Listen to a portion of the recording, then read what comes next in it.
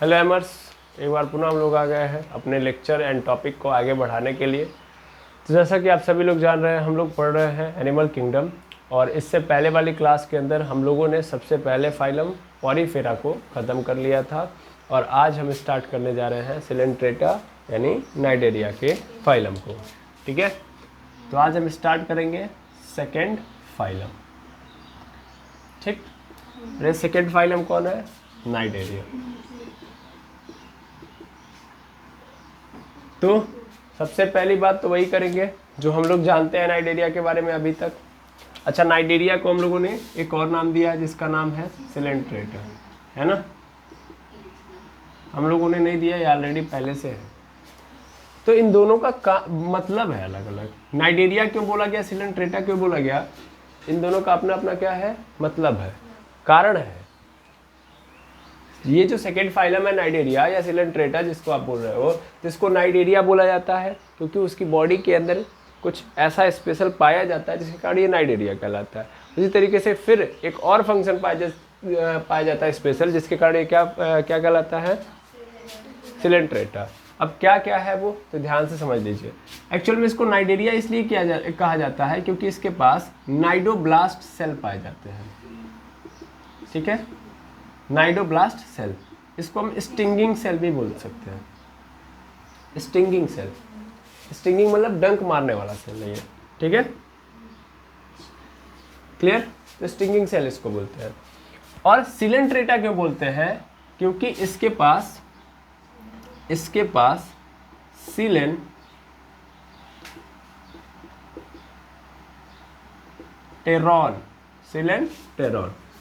सिलेंटेरॉन क्या होता है? सिलेंटेरॉन पाया जाता है। अब सिलेंटेरॉन क्या होता है?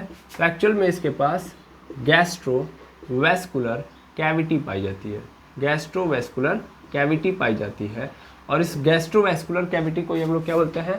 सिलेंटेरॉन। और सिलेंटेरॉन के कारण ही क्या है, सिलेंट्रेटा इसका नाम रखा गया है। क्लियर? तो सिलेंट्रेटा क्यों बोलते हैं? बिकॉज इसके पास सिलेंटेरॉन यानी गैस्ट्रोवेस्कुलर कैविटी पाई जाती है, इसलिए इसका नाम सिलेंट्रेटा है। जबकि नाइडोब्लास्ट सेल पाए जाने के कारण इसको हम लोग नाइडेरिया बोलते हैं। ठीक है, अब दोनों में आपको कंफ्यूजन होना चाहिए क्योंकि अभी आप इन दोनों के बारे में नहीं जानते हो, है ना?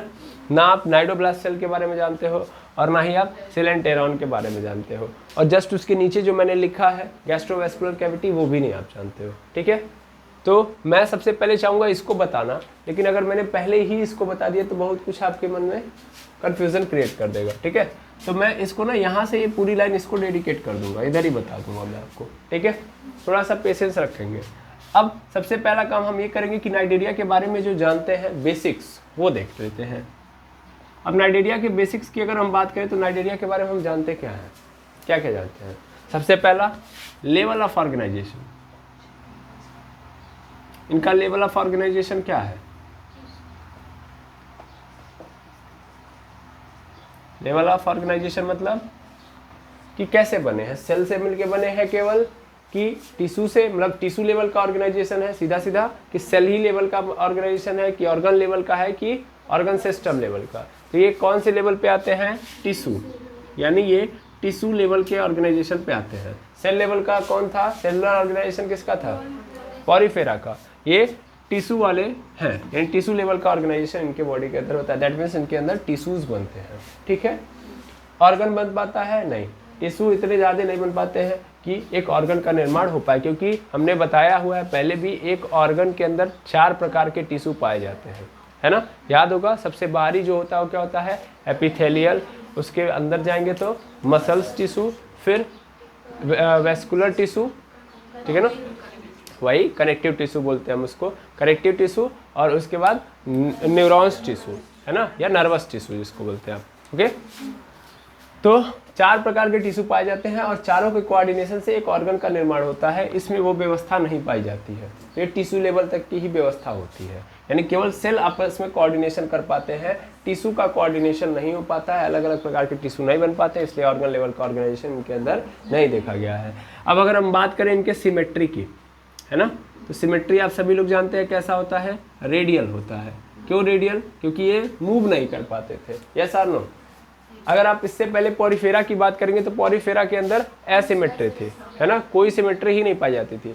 लेकिन इनके अंदर क्या पाया जाता है, रेडियल। कौन कौन लोग हैं, तो एक तो नाइडेरिया है, रेडियल वाले कौन कौन है, एक तो नाइडेरिया है, दूसरा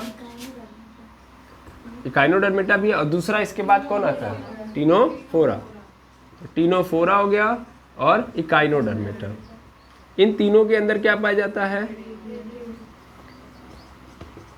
इकाइनोडर्मेटा। ठीक है, इन तीनों के अंदर रेडियल सिमेट्री पाई जाती है। ठीक, अच्छा, इसके बाद अगर हम बात करें किस चीज की सर, जर्म लेयर की, तो जर्म लेयर कैसी होती है इनमें। अच्छा, इसके पहले पॉरीफेरा था, पॉरीफेरा के अंदर जर्म लेयर कैसा था, एक भी जर्म लेयर नहीं पाई जाती थी, है ना।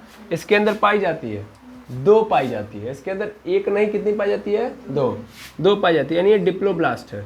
क्या ये डिप्लोब्लास्ट है, ठीक, बिल्कुल ये डिप्लोब्लास्ट है। अच्छा, चौथी बात यदि हम लोग कर दें कि सीलोम की, सीलोम पाया जाता है कि नहीं पाया जाता है, सीलोम पाया जाता है, आया ना। क्या ये सिलोमेटिक है या असिलोमेटिक है, ये बताइए। सीलोम कितने प्रकार के होते हैं, तीन। कितने प्रकार के, तीन। कौन कौन से, एक तो ट्रू सीलोम, दूसरा स्यूडोसीलोम और तीसरा एसीलोम। ये कैसे होते हैं,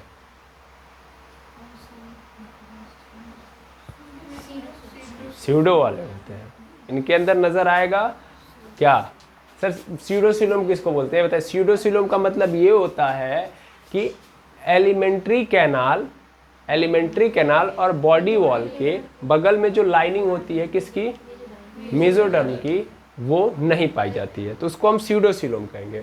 और यदि बॉडी वॉल और एलिमेंट्री कैनाल के बीच में यानी बगल में, मतलब इन दोनों वॉल पे अगर लाइनिंग पाई जा रही है मेसोडर्म की और बीच में कैविटी प्रेजेंट है, दैट मीन्स वो क्या हो गए, एसिलोमेटिक या सिलोमेटिक या ट्रू सीलोम। ठीक है ना। ये कैसे होते हैं, ये बिल्कुल ऐसे नहीं होते हैं। कैसे, ट्रू सीलोम वाले, ये क्या है, स्यूडोसीलोम वाले हैं। इनके अंदर क्या पाया जाता है, ब्लाइंड सैक पाया जाता है। क्या पाया जाता है, ब्लाइंड सैक, समझ पा रहे हैं, ब्लाइंड सैक पाया जाता है। मेनली अगर मैं सीधा सीधा बोलूं तो यहाँ पे आप लिख सकते हो स्यूडोसीलोमेटिक है ये, है ना, स्यूडोसीलोमेटिक है। ठीक, और इसके अलावा अगर हम बात करें, इसके अलावा जैसे कि बॉडी प्लान, अच्छा सॉरी, ये एक्चुअल में ना हम ब्लाइंड सेक दूसरी बात कर रहे हैं ना, ब्लाइंड सेक नहीं बोलेंगे हम इनको। ये एक्चुअल में क्या है, ये स्यूडोसीलोमेटिक की ओर लिखेंगे आप। हाँ, डाइजेशन के अंदर हम बोलते हैं। ठीक है, इनके बॉडी प्लान की जब बात करते हैं, डाइजेशन की बात करते हैं, तब हम बोल सकते हैं कि ये क्या होते हैं, ब्लाइंड सैक के साथ है। ब्लाइंड सैक इसके अंदर नहीं आता है, ठीक है ना। तो ब्लाइंड सैक क्लियर है। ब्लाइंड सैक का मतलब समझ पा रहे हैं, क्या होता है कि इनके पास पूर्ण रूप से एलिमेंट्री कैनाल मौजूद नहीं होता है। माउथ प्रेजेंट है, पाइप प्रेजेंट है, लेकिन एनस तक नहीं गई है। समझ पा रहे हैं ना, दैट मीन्स माउथ प्रेजेंट है लेकिन एनस तक नहीं पूरी एलिमेंट्री कैनाल है। सीधा मतलब एलिमेंट्री कैनाल है सर, लेकिन माउथ से एनस तक नहीं है। क्लियर है, इतनी बातों में कोई दुविधा नहीं। चलिए, अच्छी बात है। अब यहाँ से एक बात और लिख लीजिएगा, क्या लिख लीजिएगा कि पहले ऐसा ऑर्गेनाइजेशन है, पहला ऐसा ऑर्गेनिज्म है एनिमल किंगडम में कि जिसके पास क्या प्रेजेंट होता है, न्यूरॉन प्रेजेंट होता है। पहला बोल रहा हूँ मैं, ऐसा नहीं कि इसके बाद, दैट में समझिएगा, पॉरीफेरा इसके जस्ट पहले आया था, उसके पास न्यूरॉन प्रेजेंट नहीं था, इसके पास न्यूरॉन प्रेजेंट है। तो ये पहला ऐसा ऑर्गेनिज्म है एनिमल किंगडम का जिसके पास पहली बार क्या पाया गया, न्यूरॉन पाया जाएगा। ठीक है, चलिए ठीक है। तो यहाँ पे मैं 6 पॉइंट पे लिख दे रहा हूँ कि न्यूरॉन प्रेजेंट। ठीक है, न्यूरॉन प्रेजेंट है। क्लियर है, चलिए इतनी बात समझ में आ गई। अब और भी बेसिक्स बात कर लेते हैं, फिर यहाँ पे पहुँचते हैं। इतनी बात समझ में आ गई होगी, ठीक है। अब इसमें कई सारी चीज़ों को मैं आगे आके समझा रहा हूँ। पहले तो ये समझ में आ गया कि सिमेट्री रेडियल है, जर्म लेयर डिप्लोब्लास्ट है, स्यूडोसिलोमेटिक है, बॉडी प्लान क्या है, ब्लाइंड सेक। अभी ब्लाइंड सेक का मतलब मैं समझा दूंगा आपको, ठीक है, लेकिन थोड़ा सा आप पेशेंस रखेंगे। अब देखेंगे आगे क्या, इनकी हैबिट एंड हैबिटेट के बारे में हम बात करेंगे। ठीक है ना, कि भैया जहाँ रहते हैं कैसे रहते हैं, यानी रहन सहन क्या है, हैबिट एंड हैबिटेट। तो बड़ा इंपॉर्टेंट है, इसको देखेंगे।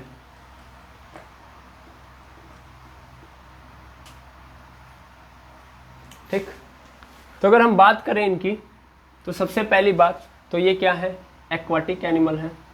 कहाँ रहते हैं भाई, ये पानी में मिलेंगे, एक्वाटिक एनिमल है। और हमने पहले ही बताया एक्वाटिक मतलब पानी होता है, और पानी दो तरीके का होता है, एक तो मरीन होता है, एक फ्रेश होता है ना। तो एक फ्रेश वाटर होता है, एक तो मरीन वाटर होता है। अब कौन सा हमको लेना है, सॉरी हम कहाँ से लेंगे, ये कहाँ ज़्यादा मिलते हैं, तो ज़्यादातर ये कहाँ मिलेंगे, मोस्टली ये आपको मरीन वाटर के अंदर नज़र आएंगे। ठीक है, मोस्टली आपको मरीन वाटर, फ्रेश वाटर के अंदर बहुत कम नज़र आएंगे। और इसमें एक बेस्ट एग्जांपल है, वो है हाइड्रा का। हाइड्रा कहाँ मिलता है आपको, सही, यानी ताजे पानी में, साफ पानी में। ठीक है ना, फ्रेश वाटर का मतलब पानी क्या होगा, साफ, साफ का मतलब उसके अंदर नमक ना घोला हुआ हो। ठीक है, तो मोस्टली ये मरीन में पाए जाएंगे, लेकिन फ्रेश वाटर में भी पाए जाएंगे।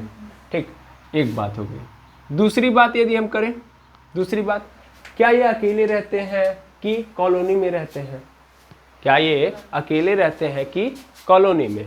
तो ध्यान देंगे, ये सॉलिटरी भी रहते हैं, मतलब अकेले भी रहते हैं। अकेले कौन रहती है, जेलीफिश। जेलीफिश कैसी रहती है, अकेले, समझ पा रहे हैं। और कुछ जो होते हैं कैसे रहते हैं, कॉलोनी में, है ना, तो कॉलोनियल होते हैं। ठीक, कॉलोनियल मतलब क्या मतलब है, इसका मतलब कॉलोनी में रहेंगे। और इसमें कौन आता है, फाइजेलिया। फाइजेलिया हमेशा फैमिली के साथ एक कॉलोनी में रहती है। कॉलोनी मतलब समझ पा रहे हैं ना, ये जहाँ पे रहेंगे तो झुंड में रहेंगे, है ना। जैसे हम लोग बार बार बोलते हैं कि भेड़ हमेशा कहाँ कैसे रहता है, झुंड में रहता है कि नहीं है। और बहुत सारे ऐसे जानवर, जैसे आप हिरन ही देखेंगे तो हिरन भी क्या करता है, झुंड में ही आपको नजर आएगा, है ना, अकेले नहीं रहते हैं। ठीक है, तो वैसे ये कॉलोनी में रहते हैं, जबकि जेलीफिश अकेले ही घूम रही होती है। ठीक है, पूरे पानी के अंदर जेलीफिश अकेले घूम रही होती है। अब अगर मैं एक बात बताऊं आपको यहाँ से, तो थोड़ा सा आपको थोड़ा सा दिमाग लगाना पड़ेगा। अगर आपने पिछली क्लासेस देखी होंगी तो मैंने बताया होगा नाइजीरिया के बारे में कि दो लोगों का नाम लिया था मैंने, स्पेशली एक तो हाइड्रा था, दूसरा जेलीफिश थी। अब मैं अगर हाइड्रा की बात करूं, किसकी बात करूं, हाइड्रा की, तो हाइड्रा क्या होता है, एक जगह पे रुका हुआ होता है, जबकि जेलीफिश मूव कर रही होती है। यानी इसके अंदर पहली बात तो ये समझ लिया कहाँ रहते हैं, कैसे रहते हैं, अकेले की साथ में, तो ये भी समझ लिया। अब क्या ये मतलब एक ही जगह रहते हैं कि मूव कर सकते हैं, तो इनके अंदर दोनों प्रॉपर्टीज पाई जाती हैं। इनके अंदर कितनी प्रॉपर्टीज, दोनों। ये घूम भी सकते हैं और एक जगह फिक्स होकर रहते हैं, नहीं, दोनों प्रकार के जीव पाए जाएंगे। समझ पा रहे हैं, कितने प्रकार के जीव, दो। कुछ तो ऐसे होंगे जो ट्रैवल कर सकते हैं, आराम से स्विमिंग कर सकते हैं पानी के अंदर, और कुछ तो होंगे एक जगह पे फिक्स होंगे। समझ पा रहे हैं, तो ध्यान देंगे। तीसरे नंबर पे मैं अगर बात करूं तो यहाँ पे सेसाइल भी पाए जाएंगे। सेसाइल मतलब जो मूव नहीं कर सकते, एंड फ्री स्विमिंग वाले भी पाए जाएंगे, दोनों पाए जाएंगे ना, फ्री स्विमिंग। ठीक, अब मैं बात करूं सेसाइल वालों को, तो सेसाइल वालों के लिए अलग ही ग्रुप ही बना दिया गया है, इसको हम लोग नाम देते हैं मेडुसा। ठीक है, मेडुसा अगर आपसे पूछ दिया जाए तो मेडुसा एक ऐसा टर्म है जो ऐसे नाइडेरियन के लिए है, जो ऐसे नाइडेरियन के लिए है जो क्या कर सकते हैं, मूव नहीं कर सकते हैं। ठीक है, सॉरी मेडुसा नहीं होता है, सेसाइल के लिए हम लोग पॉलिप यूज करते हैं, सॉरी पॉलिप यूज करते हैं। तो सेसाइल जो होते हैं उनके लिए हम लोग क्या यूज करते हैं, पॉलिप। पॉलिप ग्रुप से आते हैं, तो पॉलिप उनको बोला जाता है जो मूव नहीं कर सकते, और जो मूव स्विमिंग कर सकते हैं उनको हम कहाँ रखते हैं, मेडुसा में। ठीक है ना, ये याद रखेंगे। पॉलिप जो ऐसे एनिमल जो मूव नहीं कर सकते वो किस में आएंगे, पॉलिप में, और जो मूव कर सकते हैं वो किस में आएंगे, मेडुसा में। समझ पा रहे हैं, मेनली दो तरीके की कहानी आपको नजर आएगी, मेडुसा और पॉलिप। अब अगर हम बात करें पॉलिप की, यानी सेसाइल है जो, ठीक है, तो इसके अंदर एडमेसिया कौन आता है, एडमेसिया। एडमेसिया, इसको एक और नाम दिया जाता है सी एनिमोन। सी एनिमोन, एडमेसिया क्या है, सेसाइल है। हाइड्रा भी इसके अंदर आ जाएगा, वो भी क्या है, सेसाइल है। जबकि फ्री स्विमिंग के अंदर कौन आएगा, ऑरेलिया, ठीक है, ऑरेलिया। एक्चुअल में ऑरेलिया को ही हम लोग जेलीफिश बोलते हैं, ठीक है, ठीक है, जेलीफिश। ऑरेलिया इसका क्या साइंटिफिक नेम है, ओके। ऐसे ही यहाँ पे सी एनिमोन का जो नाम है वो क्या है, एडमेसिया, साइंटिफिक नाम। क्लियर है, याद रखेंगे। तो जेलीफिश किस में आती है, तो वो आती है मेडुसा के अंदर, और सेसाइल के अंदर कौन आते हैं, एडमेसिया यानी सी एनिमोन। क्लियर है। अब मेनली इन दोनों फैमिली की बात अगर करोगे तो ये दोनों की दोनों जो फैमिलीज हैं, पॉलिप अलग हैं और मेडुसा अलग है, ठीक है। अब कहानी समझना थोड़ा सा कि ये इंटरचेंज नहीं कर पाएंगे, नहीं समझे सर।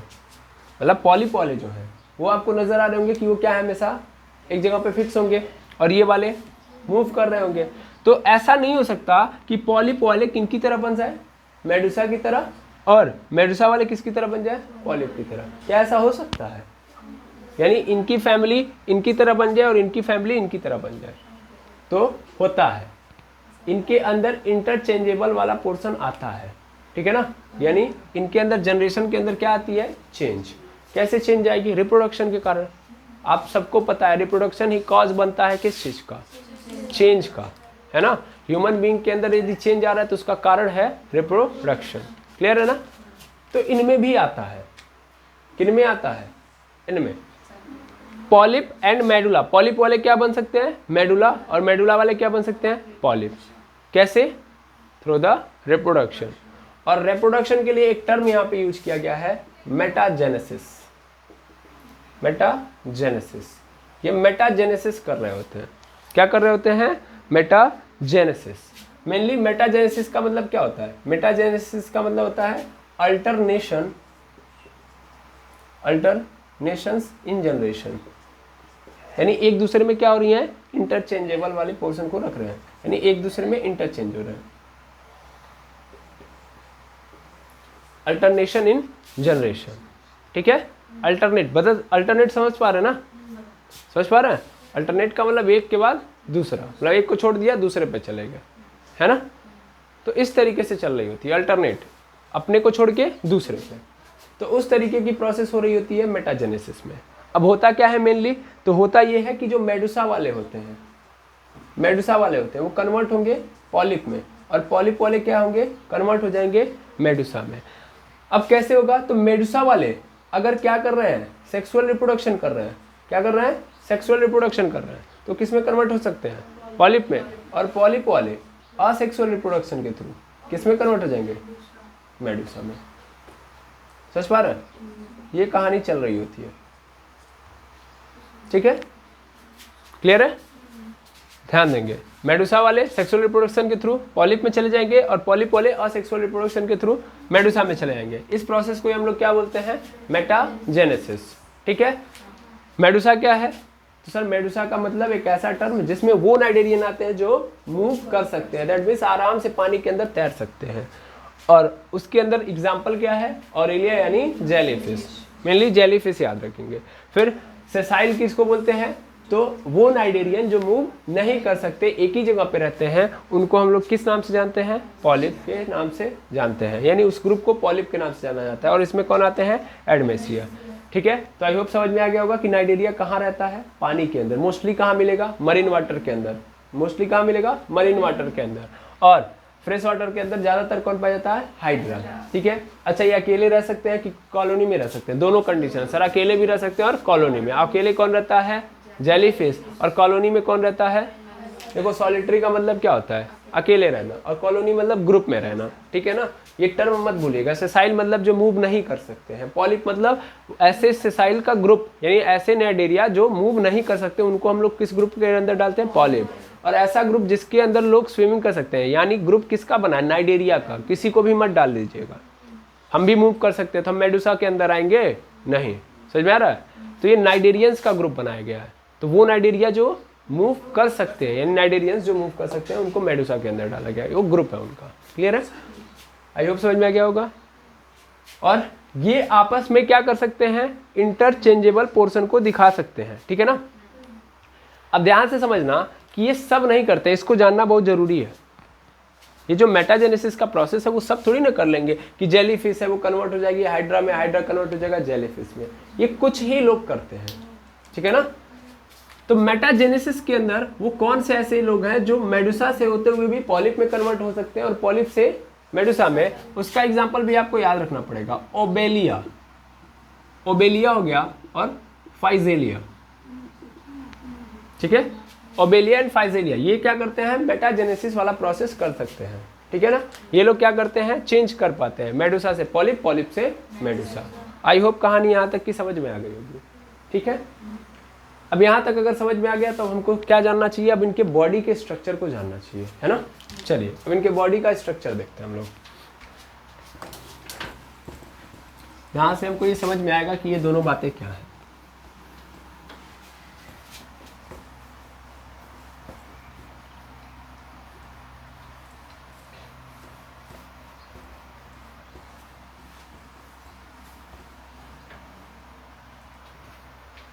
तो देखिएगा इनका बॉडी प्लान, मेनली मैं सबसे पहले हाइड्रा का देख रहा हूँ, ठीक है, हाइड्रा, फिर इसके बाद हम जेली फिश का देख लेंगे, ओके। दोनों का सेम ही होगा, अलग तो होगा नहीं, बस चीज़ें ऊपर नीचे होंगी, ठीक। अब ध्यान से देखें हम लोग,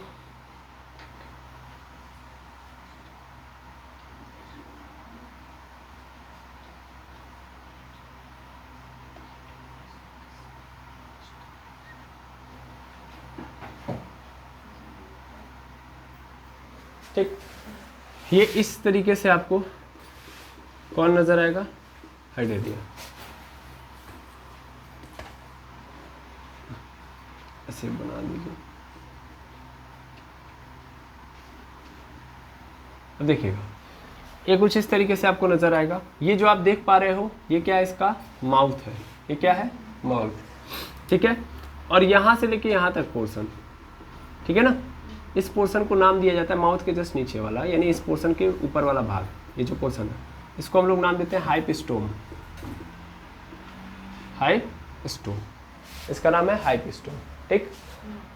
अब यहाँ से क्या होते हैं, टैंकलेस निकले होते हैं, क्या निकले होते हैं, टैंकलेस, ऐसे करके, ठीक है। तो यहाँ पे मौजूद होते हैं, ये जो आपको दिख रहा है टैंकलेस,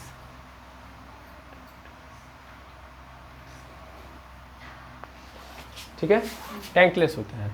अब ये टैंकलेस क्या करते हैं भाई, इनका काम क्या होता है पहले वो जानेंगे बाद में, पहले ये समझिए इन टैंकलेस के ऊपर ही खतरनाक सेल बैठे होते हैं, ठीक है ना।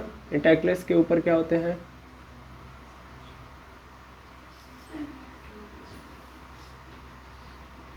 ठीक है, ये क्या होते हैं, ये सब क्या है, सेल है,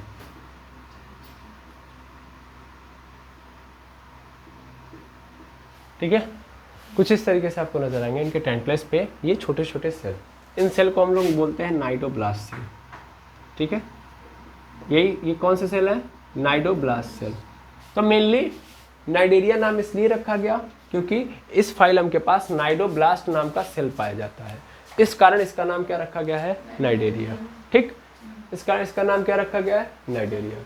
ये क्या है, स्टिंगिंग सेल। अब स्टिंगिंग सेल क्यों बोला गया इसको, देखिए मेनली अगर हम बात करें तो ये ऐसा नहीं कि बहुत जहरीले लोग हैं, यानी एक ऐसा फाइलम है कि आप पानी के अंदर चले गए और जो ही आपको टच करेंगे आप मर जाएंगे, मतलब जो ही आपने इनको टच किया आप क्या हो जाएंगे, मर जाएंगे। दैट मीन्स इनके पास क्या है, ये सेल है। अब इसमें देखिए ये नाइडोब्लास्ट सेल के अंदर क्या करता है, ये टॉक्सिन रिलीज करता है, क्या करता है, टॉक्सिन रिलीज करता है। यहाँ से क्या रिलीज होता है,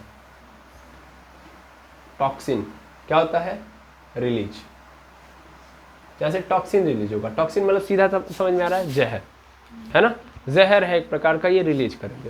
लेकिन ये इतना खतरनाक जहर नहीं रिलीज करते हैं जिससे आप मर सकते हैं, सच बात है ना भाई। मेनली इनका काम क्या है, ये क्यों आखिर इनको भगवान ने इनको दिया हुआ है, तो इनका मेन पर्पस था भगवान का, ताकि ये सेल्फ डिफेंस कर पाए, अपने आप को बचा पाए। एक तो बेचारे मूव नहीं कर सकते हैं, तो जो चाहेगा वो कर सकता है इनके साथ, मतलब जो चाहे इनके साथ किया जा सकता है।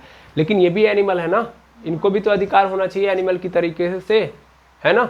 एनिमल जो होते हैं मेनली उनके पास एक पावर होती है, क्या पावर होती है कि भैया वो अपने आप को किसी भी आपदा विपदा से बचा सकते हैं। यही पावर प्लांट के पास नहीं है कि नहीं है। अब हम इनको किस में डाल दे रहे हैं, इसमें एनिमल के कैटेगरी में इनको डाल दिया गया। अब ये बेचारे एनिमल की तरह कोई भी पावर ना रख पाए तो कोई मतलब है इनका नहीं, है कि नहीं है। अदरवाइज इनको तो प्लांट बना देना चाहिए था, एक जगह पे रुके हुए हैं, कुछ नहीं कर सकते, दैट मीन्स हम क्या हैं, प्लांट ही तो हैं। तो भगवान ने इनको एक्स्ट्रा पावर दे दी, क्या, नाइट्रोब्लास्ट सेल डाल के। अब इससे क्या होगा कि एक तो ये जहाँ पे खड़े रहेंगे, पहली बात आपको पता ही है कि रेडियल होते हैं, तो चारों तरफ इनके टैंकलेस बराबरी में फैले होते हैं। अब कोई भी आएगा ऑर्गेनिज्म अगर इनको टच करने, तो ये क्या करेंगे, इस नाइट्रोब्लास्ट सेल के मदद से टॉक्सिन रिलीज करके उसको क्या कर देंगे, मार देंगे, खत्म। ऐसा काम करते हैं वो, क्लियर है, आई होप समझ में आ गया होगा। लेकिन इतने जहरीले नहीं है कि किसी को मार देंगे, ठीक है ना। एक तो आप पानी के अंदर जाओगे तो ये नहीं बहुत बड़े बड़े आपको नजर आएंगे, है ना, छोटे छोटे हाइड्रा आपको नजर आएंगे, बहुत बड़े बड़े हाइड्रा नहीं होंगे। जेली फिश बहुत बड़ी बड़ी थोड़ी ना होती है, जेली फिश भी क्या होती है, छोटी ही होती है। अब मेनली जेली फिश को आप पकड़ोगे तो जेली फिश आपको, जैसे आप पानी के अंदर जाओगे, जेली फिश है सपोज कर लो, ठीक है, तो ऐसा नहीं होगा कि जेली फिश आएगी और देखेगी खाना आ गया मार देते हैं इसको, क्योंकि हमारे पास तो नाइट्रोब्लास्ट सेल है, हम तो मार देंगे, ऐसा बिल्कुल नहीं करेगी। वो अपने आप को हटाएगी, दैट मीन्स अपने आप को लेके जाएगी। जैसे आप जानते हैं सांप, सांप आपको काटने आता है, आप उसको ना छेड़ो तो सांप कभी कट भी नहीं करेगा। ऐसे ही जेलीफिश है, जेलीफिश अपना आराम से निकल लेगी। लेकिन आप पानी के अंदर तैर रहे हो, सपोज कर लो गलती से आपका हाथ जेलीफिश के ऊपर पड़ गया, तो जेलीफिश के चारों ओर क्या है, टैंकलेस फैले हुए, वो टैंकलेस आपको लग जाते हैं, है ना। तो उसी को आप क्या बोलते हो कि लग गया, जो डंक मार दिया उसने। तो डंक मारना यानी वो डंक मारने के लिए स्पेशल सेल बनाया गया उसके अंदर, स्टिंगिंग सेल, उसको स्टिंगिंग सेल बोलो या नाइट्रोब्लास्ट सेल बोलो, समझ पा रहे हो। तो जब वो स्टिंग करेंगे तो 100% श्योर है कि आपको क्या लगेगा, चोट लगेगा, आपको थोड़ा सा दर्द महसूस होगा, है कि नहीं है। तो जानबूझ के नहीं करते हैं, ये बात दिमाग में रखिएगा, ठीक है। अब देखिएगा यहाँ पे, आई होप आपको ये समझ में आ गया कि ऊपर माउथ है, नीचे हाइपोस्टोम है उसके जस्ट। अब ये समझ में आ गया कि नाइडेरिया का नाम क्यों रखा गया। अब दूसरा जो क्वेश्चन आता है कि इसका सीलेंट्रेटा नाम क्यों रखा गया, है ना। तो होता क्या है कि इसी माउथ से एलिमेंट्री कैनाल बनना स्टार्ट होता है और ये चलते आता है, लेकिन यहीं पे बंद होके फिर खत्म हो गया कि नहीं हो गया। कुछ इस तरीके से आपको एलिमेंट्री कैनाल नजर आएगा। ये क्या है, ये है एलिमेंट्री कैनाल, है ना। अब ये एलिमेंट्री कैनाल कैसा है भाई, सर इस साइड और इस साइड कहीं भी क्या नहीं हुआ है, मेसोडर्म की लेयरिंग नहीं हुई है ना। इसीलिए हम इसको क्या बोलते हैं, ब्लाइंड सेक। क्या बोलते हैं, ब्लाइंड सेक, ठीक है। ये कैविटी आपको दिख रही है, ये कैविटी नहीं देखना, ये वाली कैविटी, ठीक है। अब थोड़ा ध्यान दीजिएगा, ये एलिमेंट्री कैनाल है, ये एलिमेंट्री कैनाल आपको कैसा दिख रहा है, ऐसा दिख रहा है। इस एलिमेंट्री कैनाल को ही हम लोग क्या बोलते हैं, गैस्ट्रोवैस्कुलर कैविटी। समझ पा रहे हैं, कैविटी मतलब जगह ना, कैविटी मतलब जगह, तो ये क्या एक प्रकार का जगह ही तो है। अब ध्यान समझना, कैविटी मतलब जगह। अब ये एक प्रकार का जगह है जिसमें क्या हो रहा है, दो काम हो रहा है। गैस्ट्रो का मतलब ये होता है डाइजेशन। गैस्ट्रो टर्म कहाँ से यूज किया जाता है, डाइजेशन से, है कि नहीं है। हमारे पेट के अंदर गैस्ट्रिक जूस निकलता है, स्टमक के अंदर निकलता है गैस्ट्रिक जूस, है कि नहीं है, डाइजेस्ट करने के लिए। तो पेट है जो, उसी के अंदर खाना पचता है, इसीलिए वहां पे जो भी टर्म आता है गैस्ट्रो से हम क्या करते हैं, दिखाते हैं, ठीक है ना। तो गैस्ट्रो मतलब जब भी आएगा दैट मींस स्टोमक या डाइजेशन से लेना देना इसका, ठीक है। तो एक डाइजेशन हो रहा है इसमें, तो एक ऐसा जगह जहाँ पे क्या हो रहा है, डाइजेशन। और दूसरा टर्म दिया गया है वेस्कुलर। वेस्कुलर का मतलब होता है सर्कुलेशन, सर्कुलेशन यानी एक ऐसी कैविटी जहाँ पे क्या हो रहा है, डाइजेशन और दूसरा सर्कुलेशन। भाई खुद समझो, खाना आएगा यहाँ पे, इनके अंदर क्या कहानी होती है, खाना आएगा, खाना आया, अब ये खाना यहाँ तक आएगा। वैसा नहीं कि खाना माउथ से गया और फिर एनस के थ्रू जो खराब खाना है, वेस्टेज खाना है, वो एनस के थ्रू जा पाएगा। इसके लिए प्रॉब्लम क्या है कि खाना अगर माउथ से आया तो माउथ से ही क्या हो जाएगा, जो खराब खाना है पचने के बाद जो खराब खाना बचता है वो भी माउथ के रास्ते ही बाहर जाएगा। तो सबसे पहली बात तो ये खाना यहीं से यहीं तक आएगा, इसमें डाइजेस्ट होगा, फिर ऊपर ये चला जाएगा। एक बात। दूसरी बात समझना, दूसरी बात क्या समझोगे, ये देखो, ये समझ में आ गया, हाँ सर, कि खाने का डाइजेशन यहीं पे होता है, इसी जगह पे होता है। और दूसरी बात, जो भी गैसेस वगैरह हैं इस बॉडी, इसके बॉडी के अंदर, उन सब का ट्रांसपोर्टेशन भी तो इसी रास्ते हो रहा है ना। इसी जगह में ट्रांसपोर्टेशन का भी काम हो रहा है कि नहीं हो रहा है। अरे भाई जो ट्रांसपोर्टेशन का काम होगा कहाँ से होगा, यहीं से तो होगा। खाना कहाँ है, यहीं पे है। ये खाने को पचा दिया तो ये पार्टिकल मिले, अब इन पार्टिकल को सभी बॉडी पार्ट्स के पास पहुंचाना पड़ेगा, नहीं पहुंचाना पड़ेगा। तो इसका मतलब ट्रांसपोर्टेशन कहाँ से हो रहा है, इसी रास्ते हो रहा है। इस रास्ते सपोज कर लो खाना आ रहा है और इस रास्ते क्या हो रहा है, ट्रांसपोर्टेशन हो रहा है। ठीक है, समझ में आ रहा है। तो इसी जगह में दो काम हो रहे हैं, एक तो डाइजेशन का, एक तो ट्रांसपोर्टेशन का। इसीलिए इसको क्या बोलते हैं, गैस्ट्रोवेस्कुलर कैविटी, और इसी को हम लोग क्या बोलते हैं, सिलेंटेरॉन। ठीक है ना, सिलेंटेरॉन। और इसी सिलेंटेरॉन के कारण हम लोग क्या बोलते हैं इसको, सिलेंट्रेटर, क्योंकि इसके पास क्या है, गैस्ट्रोवेस्कुलर कैविटी है, जिसको हम लोग क्या बोलते हैं, सिलेंटेरॉन। और सिलेंटेरॉन होने के कारण ही इसका नाम पड़ा है सिलेंट्रेटर। नाइडोब्लास्ट क्यों पड़ा, समझ में आ गया, सॉरी नाइडेरिया क्यों पड़ा, समझ में आ गया। सिलेंट्रेटा क्यों पड़ा, ये भी समझ में आ गया। शुरुआती दौर में सिलेंट्रेटा के अंदर कितने फाइलम थे, 2। स्वयं नाइडेरिया था ही, इसके साथ साथ टीनोफोरा भी था, है ना। इन टीनोफोरा को बाद में क्या कर दिया गया, अलग कर दिया गया, है ना। लगभग प्रॉपर्टीज टीनोफोरा की नाइडेरिया से यानी क्या बोलते हैं, सिलेंट्रेटा से मिलती हैं। क्लियर है। अब यहाँ तक की कहानी में कोई दुविधा नहीं। तो हाइपोस्टोम ये पोर्शन, ऊपर माउथ, ये ब्लाइंड सेक है। ये देखिएगा, ये क्या है, ब्लाइंड सेक इसको बोलते हैं, है ना।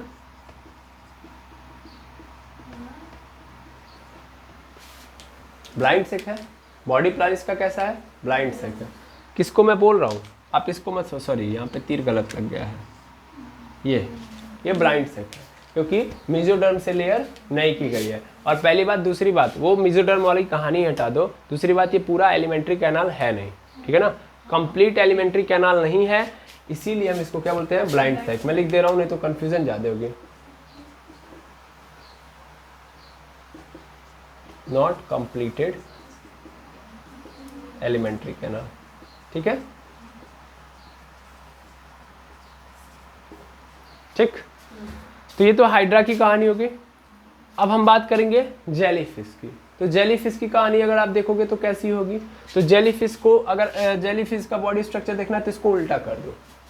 जेलीफिश ऐसे नहीं होती, जैसे यहाँ पे क्या है, इसका बॉडी पार्ट्स ऐसे नीचे है, ब्लाइंड सेक नीचे की ओर है ना, या सीधा सीधा बोला एलिमेंट्री कैनाल किधर की ओर है, नीचे की ओर है, उसका एलिमेंट्री कैनाल किधर की ओर होगा, ऊपर की ओर, ठीक। और ये जो टैंकलेस ऊपर की ओर है, उसके कैसे होते हैं, नीचे की ओर। आप लोगों ने किसको देखा है, जेलीफिश को देखा है, बिल्कुल। तो जेलीफिश आप लोगों ने देखा हुआ होगा, ठीक है। तो उसमें क्या होता है मेनली कि आपको कुछ ऐसा नजर आएगा, ठीक है। ये आपका एलिमेंट्री कैनाल है और यहाँ से आप देख पाएंगे ये पूरा का पूरा माउथ है, सॉरी,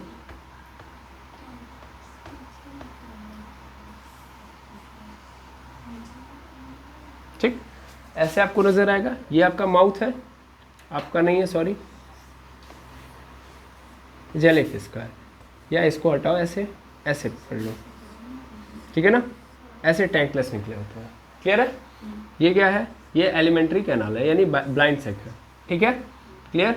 और ये क्या है, टैंकलेस है, क्लियर। और फिर क्या बच रहा है, ये है आपका माउथ, आपका नहीं है, ठीक। और यहाँ पे क्या है, हाइपोस्टोम, यहाँ पे भी होगा, ठीक, हाइपोस्टोम है। उसके बाद फिर क्या है, भाई कुछ और बच रहा है, कुछ और तो बच ही नहीं रहा है। बाकी तो ये टैंकलेस है, ये है। और इनके ऊपर भी क्या होता है, इनके ऊपर भी क्या होता है, नाइडोब्लास्ट सेल। ये क्या करते हैं, स्टिंग, डंक मारने का काम करते हैं, ठीक है, क्लियर है, क्लियर है। तो आई होप आपको बॉडी स्ट्रक्चर समझ में आ गया होगा, किसका, नाइडेरियंस के, है ना, जेलीफिश का भी और हाइड्रा का भी, ठीक। अब और आगे बात की जाए तो यहाँ तक आप क्या कर लीजिए, सबसे पहले नोट कर लीजिए।